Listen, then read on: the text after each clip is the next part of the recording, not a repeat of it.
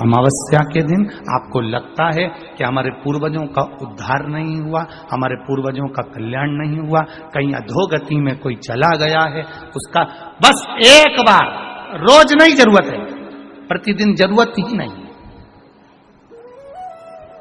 महीने में एक बार अगर अमावस्या के दिन भी आपने चंदन के थोड़ा सा चंदन अगर मेरे देवाधिदेव महादेव को 7 स्थान पर समर्पित किया है। अशोक यहाँ पर वर्णन कर रही है, मैना, धन्य और कला की कथा कर रही है। तीनों ने सनकादि ऋषियों से मांगा। चंदन भगवान को अति प्रिय होता है और चंदन ही एक ऐसा होता है जो पितरों को भी प्रिय होता है, जिसका स्पर्श मात्र लगने से पूर्वजों का कल्याण हो जाता है। वो चंदन का 7 स्थान शिवलिंग के बताए हैं, जहां पर भूल से भी अगर कोई चंदन की उंगलियां लगा देता है, 7 स्थान ऐसे हैं जहां चंदन की मात्र उंगलियां लगा देने से ही शिव पितृलोक के पितरों को मुक्ति प्रदान करके वैकुंठ लोक का निवास दे देते हैं। 7 स्थान।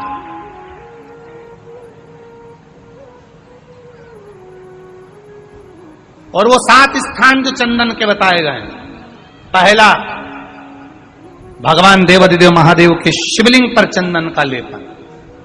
समझ लेना जरा बहुत अच्छे से। आपको लगता है स्वप्न में कोई मुर्दे दिख रहे हैं, या कोई जल रहा है, या कोई मर रहा है, या कोई चला गया है, ऐसा भय लगता है।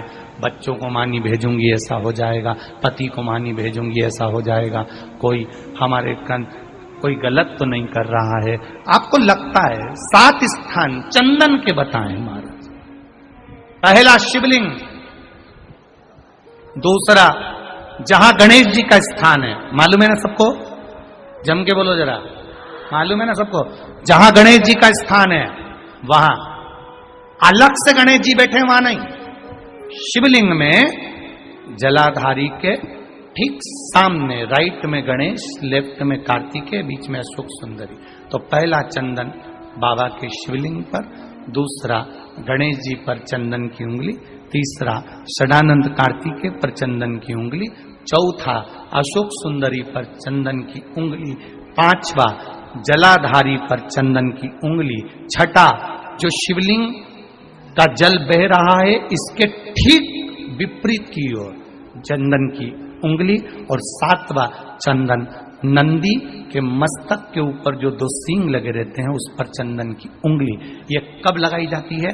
या तो अमावस्या के दिन आपको लगता है कि हमारे पूर्वजों का उद्धार नहीं हुआ, हमारे पूर्वजों का कल्याण नहीं हुआ, कहीं अधोगति में कोई चला गया है, उसका बस एक बार, रोज नहीं जरूरत है, प्रतिदिन जरूरत ही नहीं, महीने में एक बार अगर अमावस्या के दिन भी आपने चंदन के थोड़ा सा चंदन अगर मेरे देवाधिदेव महादेव को 7 स्थान पर समर्पित किया है। अशोक यहाँ पर वर्णन कर रही है, मैना, धन्य और कला की कथा कर रही है। तीनों ने सनकादि ऋषियों से मांगा।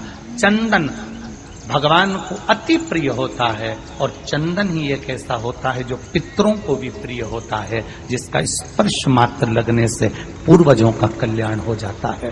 वो चंदन का। आपके घर में पितृदोष है, आपको ऐसा महसूस होता है, आपको लगता है,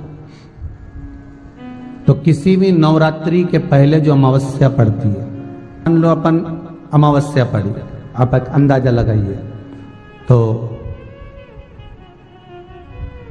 जिस दिन अमावस्या रहे उस दिन चावल की कटोरी में एक कपूर का टुकड़ा रख दीजिए महाराज, छोटा सा, और कपूर का टुकड़ा रखकर उस कपूर को दरवाजे के बाहर कटोरी में ही, चावल रखी हुई कटोरी में ही उसको पितरों का स्मरण कर कर जला दीजिए।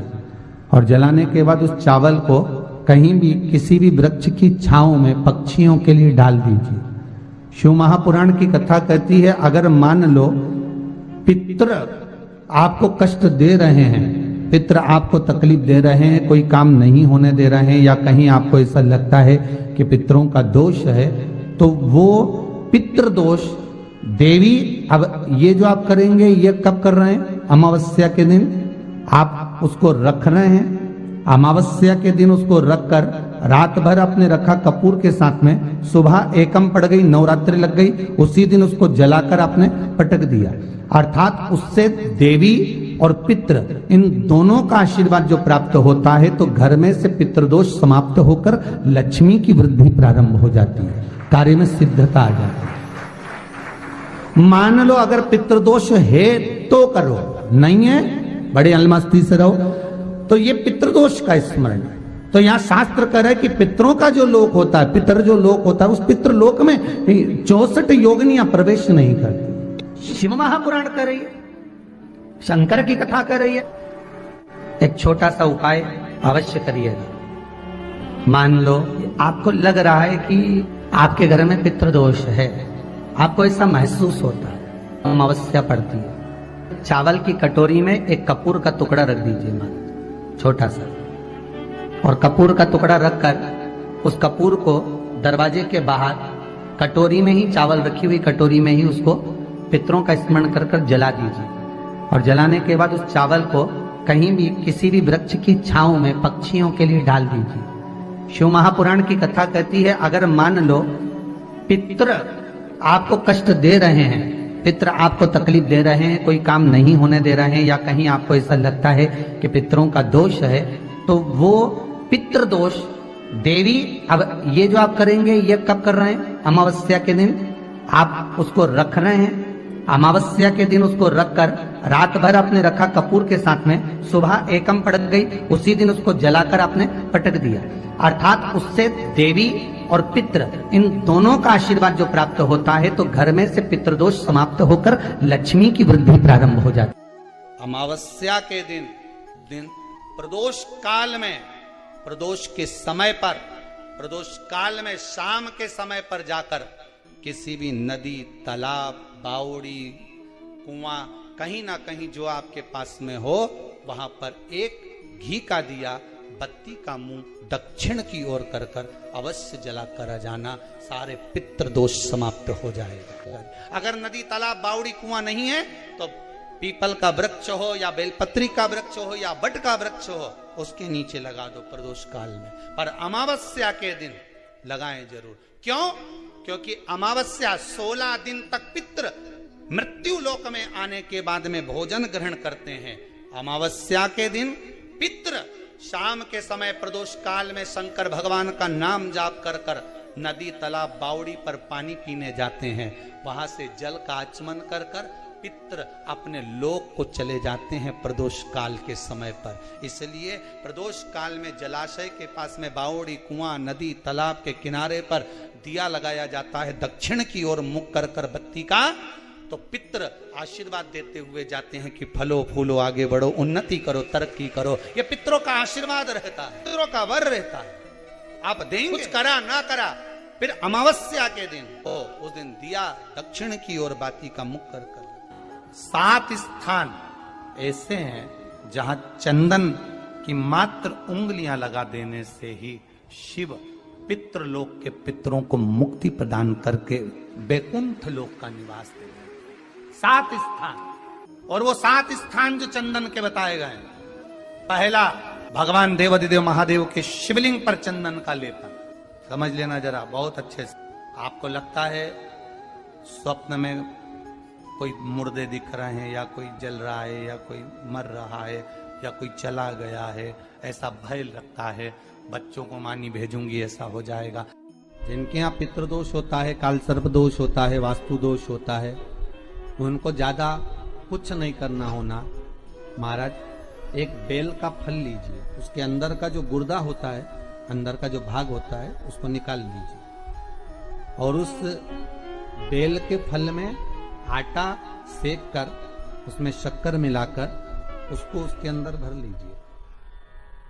अमावस्या के दिन सुबह 10 बजे से पहले उसको अपने घर में घुमाने के बाद में, जिसको काल सर्प दोष बताया है, पितृदोष बताया है, या वास्तु दोष का स्मरण बताया है, घर में सब दूर घुमाकर अपने परिवार का हाथ का स्पर्श कराकर पीपल के पेड़ के नीचे का खड्डा खोदकर उस बेलपत्र के उस फल को दाब दीजिए। महाराज केवल एक अमावस्या करना रहता है, पितरों के दोष से मुक्ति मिलती है और हमारे घर के कार्य सफल होना प्रारंभ हो जाता है।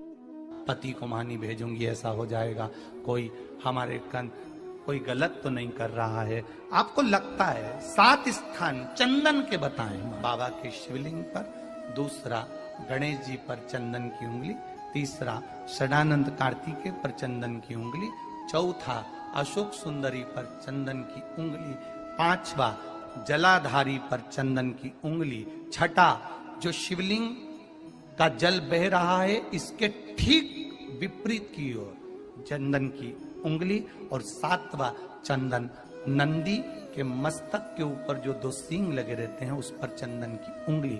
ये कब लगाई जाती है? या तो अमावस्या के दिन आपको लगता है कि हमारे पूर्वजों का उद्धार नहीं हुआ, हमारे पूर्वजों का कल्याण नहीं हुआ, कहीं अधोगति में कोई चला गया है, उसका बस एक बार, रोज नहीं जरूरत है, 4 दिन दुकान अच्छी चले, बाकी के समय देखना पड़े, समझ लेना पितृदोष।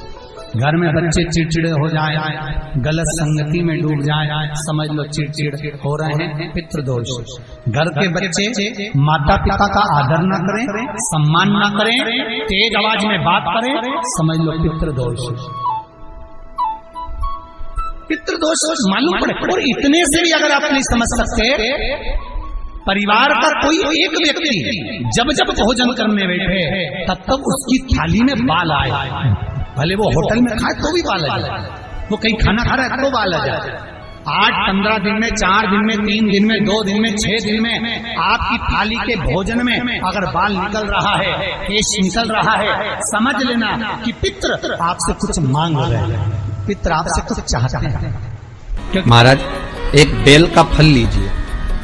क्या लेना है? बेल का फल, बेलपत्री का जो फल होता है उसको ले लो, उसके अंदर का जो गुर्दा होता है, अंदर का जो भाग होता है उसको निकाल लीजिए, और उस बेल के फल में आटा सेक कर उसमें शक्कर मिलाकर उसको के अंदर भर लीजिए।